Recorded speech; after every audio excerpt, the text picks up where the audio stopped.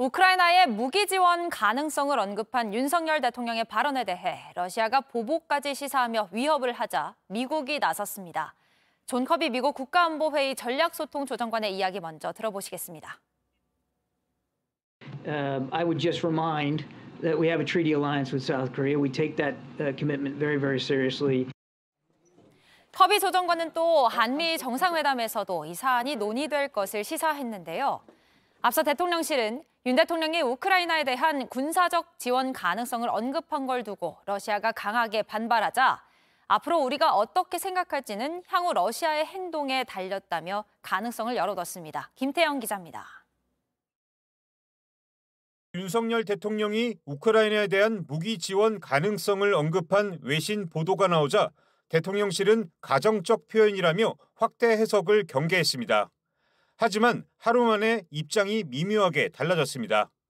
대통령실 고위 관계자는 무기 지원 가능성을 묻는 질문에 앞으로 우리가 어떻게 생각할 것인가는 러시아의 행동에 달렸다고 말했습니다. 사실상 무기 지원 가능성을 열어둔 것으로 윤 대통령의 외신 인터뷰 발언을 재확인한 겁니다.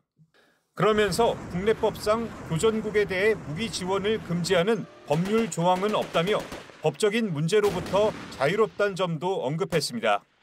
물론 국제사회가 공분할 만한 대량 민간인 희생이 발생하지 않는 한 인도적, 재정적 지원에 국한된 현재까지의 방침에 변화는 없으며 이는 한국과 러시아의 관계를 고려했기 때문이란 설명도 덧붙였습니다. 하지만 결국 러시아가 취할 군사적 행동 수위에 따른 무기 지원 가능성을 시사한 것으로 풀이됩니다. 대통령실이 입장 변화 가능성을 언급하고 나선 데엔 다음 주 한미 정상회담이 배경으로 꼽힙니다. 윤 대통령은 오는 24일부터 5박 7일간 미국을 국빈 방문합니다.